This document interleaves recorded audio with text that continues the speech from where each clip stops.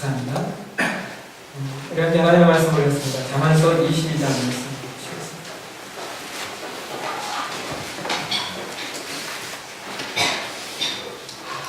잠언서 22장 1절에서 6절까지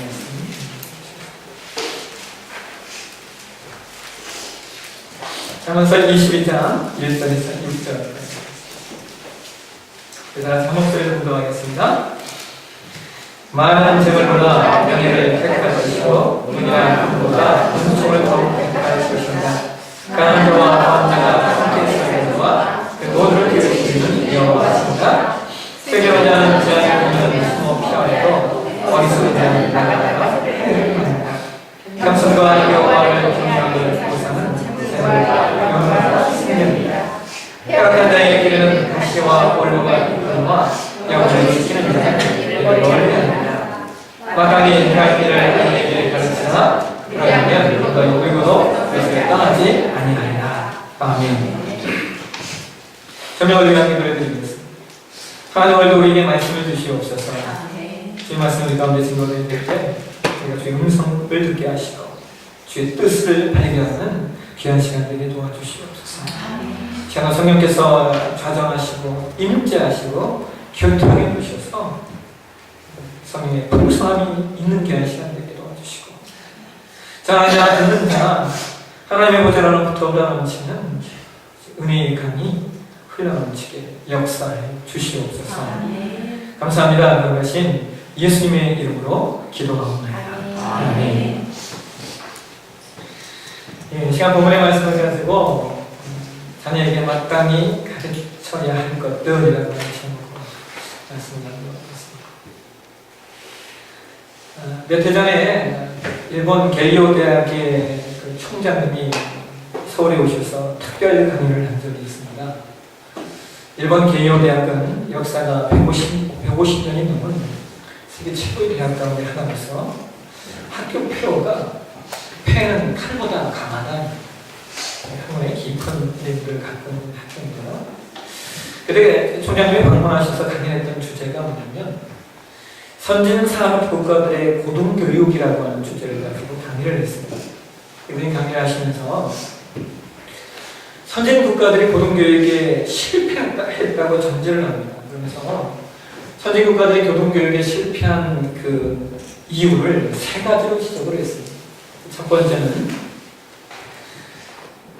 선진 국가들이 고등교육에 실패한 첫 번째 이유는 젊은이들에게 삶의 의미를 가르쳐주지 못한 점이다라고 지적을 합니다. 교육이 교육다워지려면 피교육자들인 젊은이들, 아이들에게 삶의 의미를 가르치고 깨우쳐야 교육다운 교육이 되는데 요즘의 교육은 기껏해야 취업에 필요한 과목들 혹은 입신 출세에 필요한 내용들에 머물고 있기 때문에 교육이 실패할 수밖에 없다라고 지적을 했습니다. 두 번째 이유는 젊은이들로 하여금 국가 건설에 대한 사명감을 깨워주지 못한 점이 고등교육에 실패한 점이다라고 지적을 합니다. 요즘 젊은이들의 맹점이 국가관이 없다라고 하는 것이죠.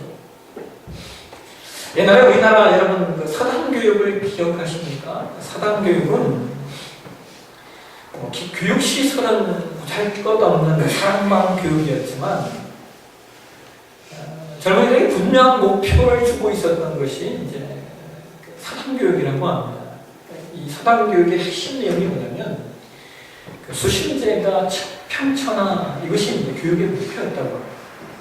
그러니까 학문을 배우는 근본 목표로 먼저 자신의 몸과 인격을 수양하고 그것을 가지고 가정을 다스리고 더 나아가서 그것을 가지고 나라를 튼튼히 세우는 천하를 도모하는 학문적인 목표들을 갖고 있었다라고 하는 것입니다. 그러니까 그냥 사당교육이 아닌 것입니다. 세 번째로 선진국가들이 고등교육을 실패한 세 번째 이유는 젊은이들에게 부모 세대가 겪은 고난의 의미를 체득시키지 못한 점이다라고 지적을 합니다. 아이들에게 고난이 뭔지, 고생이 뭔지를 알려줘야 된다는 거예요. 그것이 왜 중요하냐면 여러분 역사학에서 말하는 역사학에서 교육에 대해서 말하는 내용 중에 이런 말이 있습니다. 부모 시대 때의 고난을 몸으로 익히지 못한 세대는 부모 시대의 고난의 역사를 다시 되풀이하게 된다. 우리가 우리의 후손들에게 고난과 고생을 알려줘야 하는 이유는 내 고생했으니까 너도 고생해봐라 이게 아니라 고난과 고생을 알아야 그것을 되풀이하지 않을 수 있기 때문입니다. 한국 사람들이 열심히 돈 버는 이유 중에 아주 중요한 이유 중에 하나가 그겁니다. 내 자식 새끼만은 내가 받은 고난과 그 고생 없이 살게 해주려고 라고 하는 목적이 있습니다. 근데 고난과 고생 없이 살게 하는 것들이 그 자식을 위해서 옳은 것만은 아니라는 겁니다. 그럼 놀랍게도 오늘날 우리 아이들이 힘들어하고 어려워하는 것은 돈에 관한 문제가 아니랍니다. 한국방정환재단과 연세대학교 사회발전연구소가 5월달을 준비하면서 지난달에 4월 3일부터 16일까지 제주도를 지향한 전국 초등학교 4학년부터 고등학교 3학년 학생들 약 6,791명을 대상으로 한국 어린이 청소년 행복지수 국제 비교라고 하는 설문조사를 했다. 이 설문조사 연구 결과가 지난 4월에 발표가 되었는데요. 올해 우리나라 어린이와 청소년의 주관적 행복지수는 점수가 62점이랍니다. 2009년에는 64점이 나왔고 2010년에는 65점이 나왔고 2011년에도 65점, 66점 가까이가 나왔는데 올해는 떨어져서 62.29점으로 통계가 되었는데요. 여러분 이 통계는 4년 연속 OECD 23개국 중에 최하위에 머물렀다고 합니다. 이 주관적 행복지수라고 하는 것은 주관적 건강 상태와 학교 습관의 만족도, 개인의 행복감 등 6개 항목에 대한 만족도를 수치한 후에 OECD 평균 100점에 대비해서 점수화한 것입니다. 근데 재밌는 것은요, 우리나라 아이들의 주관적 행복지수는 최하위의 반면에 교육 성취도를 측정하는 교육과 행동 생활 양식에 관한 분야에서는 우리나라가 1위라고 합니다. 이게 무슨 말이냐면 아이들을 공부시키는 것, 생활 환경 면에서는 우리나라가 최고라고 하는 거예요. 그러니까 외적인 면에서는 가장 좋은 환경과 배경을 가지고 있는데 아이들이 내면적으로는 행복하지 못하고 불행하다라고 하는 거예요. 이와 같은 모습을 방정환재단 관계자가 이렇게 정리를 합니다. 이것은 어린이와 청소년들이 물질적으로는 풍요롭지만 가족이나 친구들과의 관계 등에서 얻는 정신적 행복도는 낮다라고 하는 것을 확인시켜주는 결과입니다. 라고 이야기를 합니다. 그러니까 여러분, 지금의 아이들은 어른들 세대처럼 물질적인 면에서 힘들어하는 것이 아닙니다. 오히려 물질은 상대적이긴 하지만 어쨌든 풍족합니다. 근데 없는 것이 있습니다. 내면적으로 아이들이 정신적으로 행복하지가 않은 겁니다. 근데 부모는 여전히 아이들에게 외면적인 것들만 생각해서 돈만 내어주면 된다고. 네가 뭐가 부족해서 그러냐라고 이야기를 합니다. 그러니까 아이들을 치부할 수가 없는 거예요. 그래서 여러분, 얘가 지금이나 별반 달라진 것이 없습니다. 어른들의 세대가 물질의 빈곤의 시대였다면 지금의 아이들은 정신적으로 빈곤의 시대를 살아가고 있습니다. 빈곤의 내용만 바뀐 것이지 여전히 빈곤인 것입니다. 오늘 여러 가지가 반복하는 말씀을 보시면 성경은 6절에 이렇게 말합니다. 마땅히 행할 길을 아이에게 가르치라. 그리하면 늙어도 그것을 떠나지 아니하리라. 이 말씀을 표준세번역 성경에서는 이렇게 번역합니다. 마땅히 걸어야 할 그 길을 아이에게 가르치라. 마땅히 걸어야 할 길. 아이들 마땅히 걸어야 할 길, 마땅히 행해야 할 길, 그 길이 무엇일까요? 오늘 우리가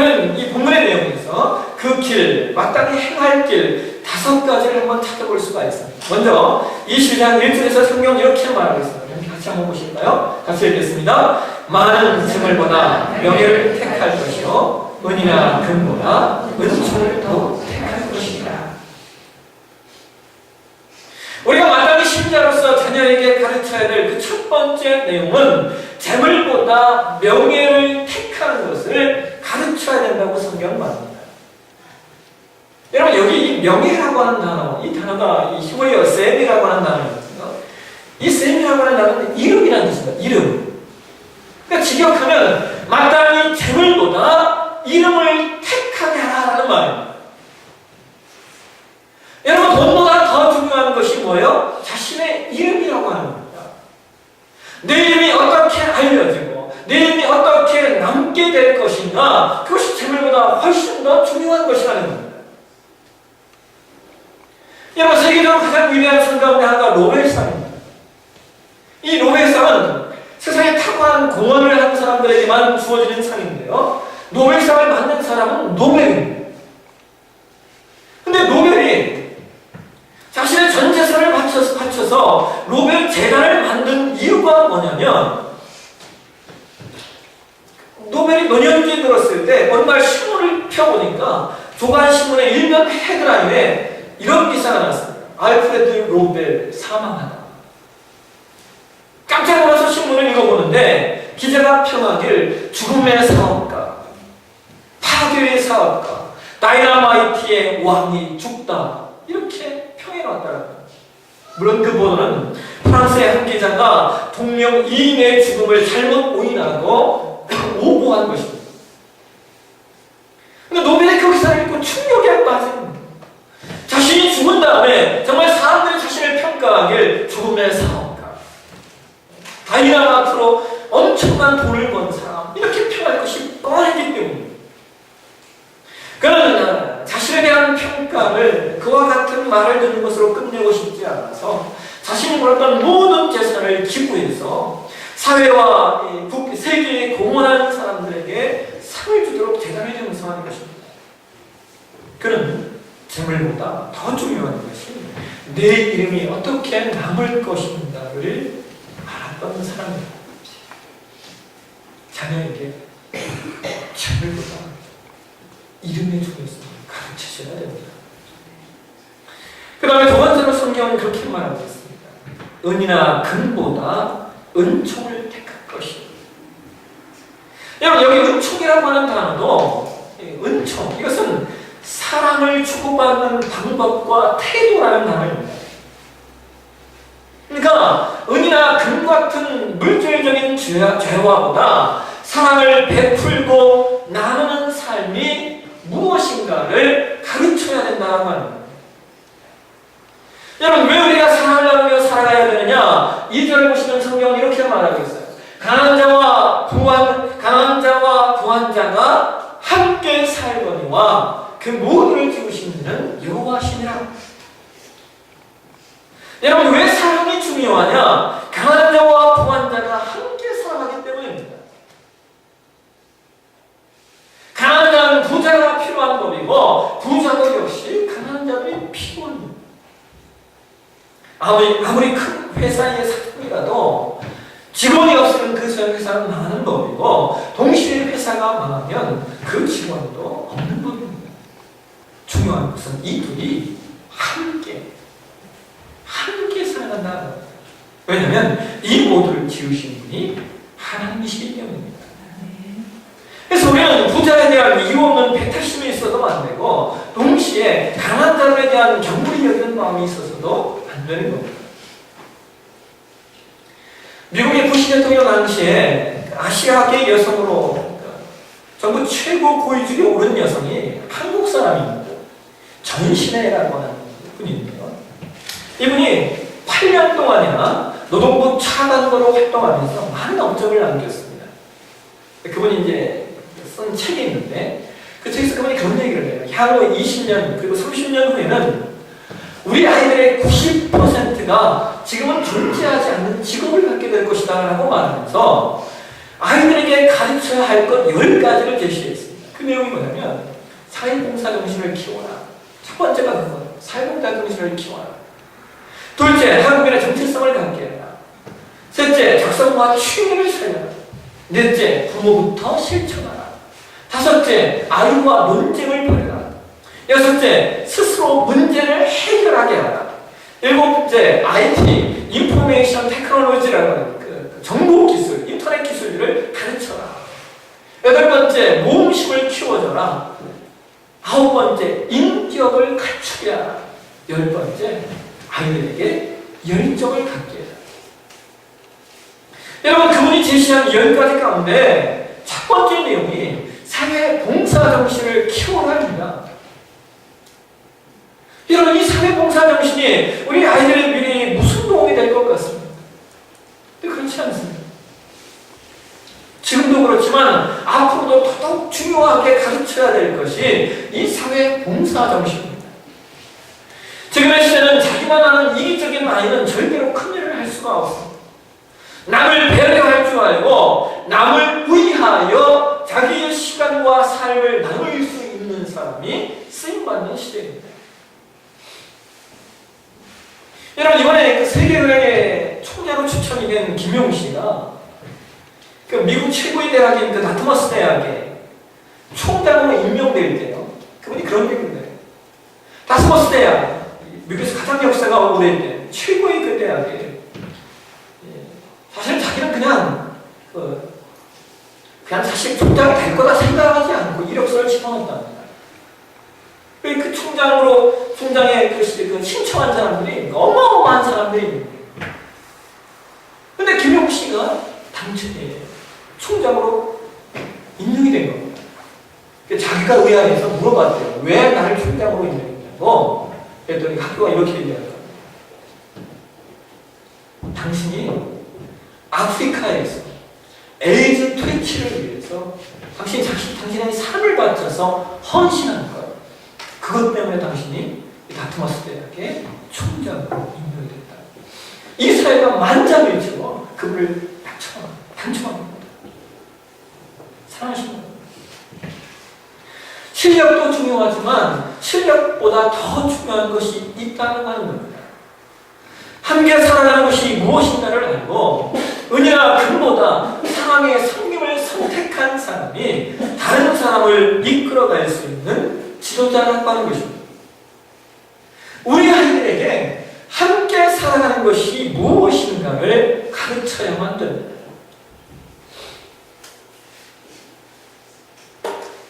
여러분의 자녀들은, 저는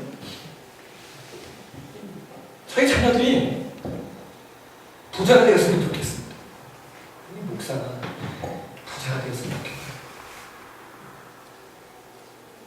여러분 안 그러십니까? 잘 살았으면 좋겠어요.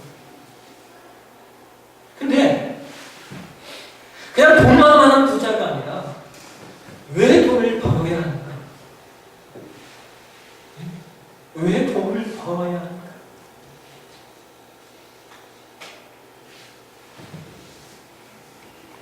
또 나아가 어떤 방법으로 돈을 벌 것인가? 방법이 여러 가지. 어떤 방법으로 돈을 벌 것인가? 그 다음에 더 중요한 게 있습니다. 그 돈을 어떻게 쓸 것인가? 그것을 가르쳐야 됩니다. 앨리스 펜이라고 하는 목사님이 쓴 책 중에 성품은 말보다 더 크게 말한다라고 하는 책이 있습니다. 성품은 말보다 더 크게 말한다. 그 책에서 그분이 그런 말을 해요. 좋은 장례식과 흉한 장례식의 차이점이 뭔지 아십니까? 좋은 장례식과 흉한 장례식의 차이점. 좋은 장례식과 흉한 장례식을 구별할 수 있는 방법이 뭐냐면, 문상을 온 사람들이 모여 앉아서 이야기하는 내용을 들어보면 좋은 장례식과 나쁜 장례식이 구별이 된다. 좋은 장례식은 사람들이 모여서 고인의 사랑과 고인의 섬김과 고인의 나눔과 그분의 신실함 등에서 등에 대해서 이야기를 나눈다고. 근데 밤에 흉한 장례식장 가보면 문상 온 사람들이 모여 앉아서 무슨 얘기를 하냐면 드라마 얘기, 집값 얘기, 정치 얘기 하다가 돌아간다는 거예요. 이것이 좋은 장례식과 흉한 장례식의 차이점이라는 겁니다. 우리 아이들에게 사랑하고 나누고 섬기는 것들을 가르치셔야 합니다. 그 다음 세 번째로 성경은 우리가 마땅히 자녀에게 가르쳐야 될 내용, 세 번째 내용을 4절에 이렇게 말씀하셨습니다. 4절 보시죠. 같이 한번 읽겠습니다. 시작. 겸손과 여호와를 경외함의 보상은 재물과 영광과 생명이라.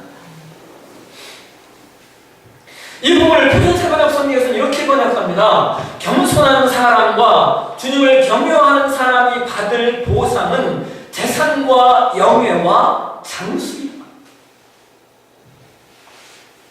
여러분, 어떤 사람이 재산을 얻게 되고 어떤 사람이 영예로운 존재가 되며 어떤 사람이 장수하느냐, 겸손한 마음으로 하나님을 경외하는 사람입니다. 여러분, 여기서 경외한다라는 말은 하나님을 두려워할 줄 안다라는 거예요. 무엇을 두려워하는 거예요? 하나님의 말씀을 두려워할 줄 안다. 하나님의 말씀을 두려워하기 때문에 그 말씀을 준행하고 지키는 겁니다. 하나님께서 말씀하신 것들을 함부로 여기지 않고 겸손히 말씀대로 사는 것, 그것이 하나님을 경외하는 겁니다. 이런 자들에게 하나님은 재산도 주시고 영예로움도 주시고 장수도 주실 것입니다. 최근에 우연히 화장품 회사 참존이라고 하는 이 참존 화장품의 그 회사의 그 회장님이 장모님이신 김광석 장모님이십니다. 이분이 원래는 아주 독실한 불교 신자였다고 합니다. 근데 이분이 무허가 약품을 제조한 혐의로 수배가 되니까 이분이 도망가가지고 불교신자니까 양산의 통도사에게 숨어 있었답니다. 근데 신문이 나왔어요. 수배식 신문이 나왔더라고요. 그래가지고 그 기사를 읽다가 자기도 모르게 이렇게 하나님 구해주시면 하나님 믿겠습니다. 자기도 모르게 하나님 구해주시면 하나님 믿겠습니다. 기도했다. 그 후에 이 사람이 자수하고 벌금형을 8억을 받았다. 8억의 벌금을 처벌을 받은 다음에 교회에 나가기 시작했는데, 교회 나가 시간이 얼마 되지 않는데 어느 날 어떤 여자 성도님이 택뜸한다는 말이 사장님이세요? 그러시면서 하는 말이, 그러면 사장님 11조 하세요? 그러더라고요. 아주 막 당차게 도전을 하더랍니다.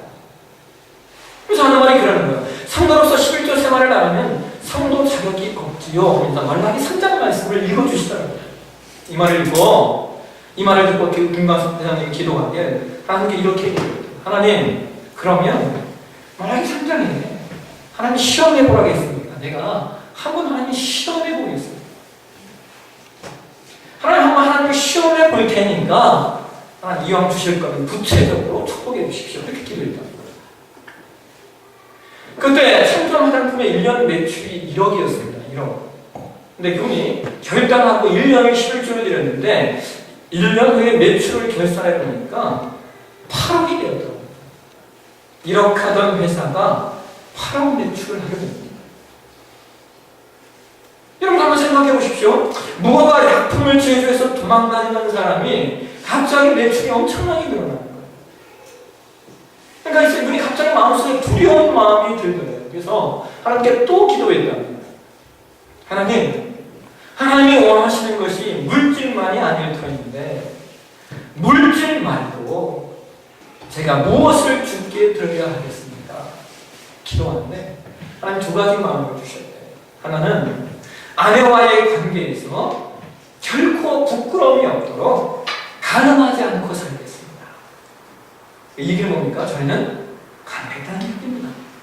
그러니까 이제 앞으로 내가 아내와의 사이에서 절대 부끄러움이 없도록 가늠하며 살지 않겠습니다. 또 하나가 하나님 허락하신 물질을 나를 위해서가 아니라 하나님을 기쁘시게 하는 일에 올바로 사용하겠습니다. 그의 두 가지 얘기가 나옵니다. 하나는 자신의 아내가 너무나 소중하고 보이기 시작한다는 거예요. 그래서 부부 사이가 엄청나게 화목해지고 그 가정이 화목한 가정이 되는 거예요. 아내의 일에는 다른 여자를 쳐다보지 않는 거예요. 또 나는 자신의 물질을 어떻게 하나님이 기뻐하시는 일을 위해 사용할까라고 기도하니까 그 다음에 보이는 것들이 너무 많다. 지금 이 천점 화장품이 선교 사역과 장학 사역, 구제 사역 엄청난 일들을 하고 있습니다. 왜냐하면 그렇게 많이 흘려보내도 더 풍성하게 하나님이 채우신다라고 합니다. 여러분, 하나님의 말씀을 경외하며 순종하니까 자산도 얻게 되어지고 영예도 얻게 되는 겁니다. 여러분의 자녀에게 11조를 가르치십시오. 그러면 여러분의 자녀들이 돈에서 자유로운 인생이 될 것입니다. 여러분의 자녀에게 말씀에 순종하는 법을 가르치십시오. 여러분의 자녀들의 인생이 영예로운 인생이 될 것입니다. 네 번째로 우리가 자녀에게 마땅히 가르쳐야 될 네 번째 성경 3절에 이렇게 말하고 있습니다. 같이 한번 읽어보실까요? 슬기로운 자는 재앙을 보면 숨어 피하여 어리석은 자는 나가다가 해를 받느니라. 여러분, 여기서 말하는 이 어리석은이라고 하는 단어가 이 히브리 원어에 보게 되면 이 단어가 투타임이라고 하는 단어인데요. 이것이 방향 감각이 없는이라는 뜻입니다. 그러니까 어떤 사람이 어리석은 사람이냐? 방향 감각이 없는 사람이에요. 여러분, 인생에 방향 감각이 없다라고 하는 말은 내가 왜 사는지 모른다는 겁니다.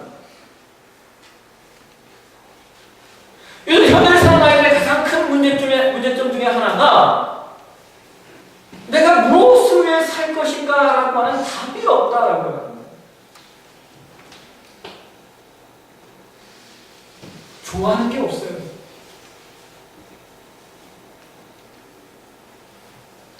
자신의 신분에 대한 정체성을 가르치셔야 됩니다. 여러분, 아이들에게 너는 하나님의 사람이야 라고 가르치셔야 됩니다.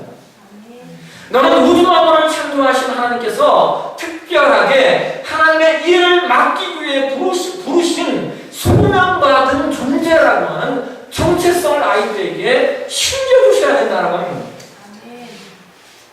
부르심에 대한 소명이 있는 아이들은 자신이 가야 할 방향을 압니다. 살아야 될 이유, 내가 이 땅에 존재해야 될 이유, 내가 이 땅에 살아야 될 이유, 내가 이루어야 할 일들이 무엇인가에 대한 강력한 소명의식을 갖고 있습니다. 아이들에게 하나님의 사람으로서의 정체성을 가르치십시오.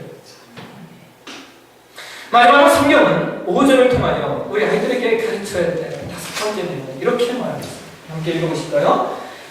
배역한 자의 길에는 가시와 올무가 있거든 영혼을 지키는 자는 이를 멀리 합니다. 이 배역한 자라고 하는 이 말이요, 이 마음이 바르지 못한 자라는 뜻입니다. 그래서 표준 세번역 성경에서는 이 말을 마음이 삐뚤어진 사람이라고 번역하고 있습니다. 여러분, 마음이 바르지 못한 자, 마음이 삐뚤어진 자에게는 언제나 가시와 올무가 있기만 합니다. 그래서 자신의 영혼을 지키는 사람은 그런 길을 멀리합니다. 기독교 윤리 실천 운동을 처음 설립하셨던 성모 교수님께서 예전에 그 코스타라고 하는 그 유학생 집회에서 설교하시면서 이런 말씀하셨습니다. 2000년도, 지난 2000년에 한국과 일본의 그 범죄 사실들을 비교한 그 정도 그 자료를 보니까 우리나라에 위증으로 기소된 사람이 1198명이더래요. 위증. 거짓말해서 기소된 사람이 1198명인데 같은 기간 일본에서는요, 위증으로 기소된 사람이 5명이었어요. 5명. 그러니까 우리나라가 위증으로 기소된 사람이 일본의 수치상으로만 240개고 인구수를, 일본이 우리보다 인구가 훨씬 많지 않습니까? 인구수로 감안하면 한국인은 일본인에 비해서 무려 670배나 위증하고 있다는 통계가 나왔다고. 그래서 본인이 그런 말씀을 하시죠. 일본의 기독교의 인구는 0.7%밖에 안 되는데 한국의 기독교의 인구는 20%라고 자랑한다고. 무슨 얘기입니까? 기독교인이 위증에 한몫을 한다라고 하는 거예요. 사실은 우리 자녀들에게 하나님 앞과 사람 앞에 바른 마음을 가지고 정한 마음을 가지고 살도록 가르치셔야만 됩니다. 오늘 어린이주일을 맞이해서 우리는 잠언서 22장 1절에서 6절의 말씀을 가지고 마땅히 우리가 자녀에게 가르쳐 행할 길이 무엇인가를 배웠습니다. 재물보다는 명예, 이름이 더 소중하고 은혜나 금보다는 은총, 사랑과 나눔을 택할 것입니다. 겸손하게 하나님을 경외하며 말씀을 순종하며 살도록 가르치셔야 되고 신자로서의 정체성을 가져서 정확한 방향 감각을 갖고 사는 존재로 만들어 가셔야 됩니다.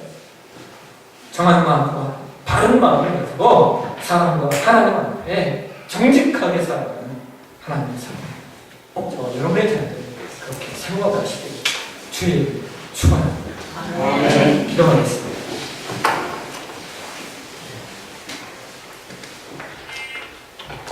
같이 한번 기도하며 나가보겠습니다. 이 시간 기도하실 때 하나님이 어린이집을 맞이해서 우리가 우리 아이들, 우리 후손들, 우리 자녀들을 어떻게 가르치고 어떻게 양육할 것인가 우리 모두 함께 고민하게 도와주시고 오늘 잠언서 22장에 말한 것처럼 그렇게 우리 아이들을 양육할 수 있는 믿음의 사람 내가 되게 하옵소서. 다시 한번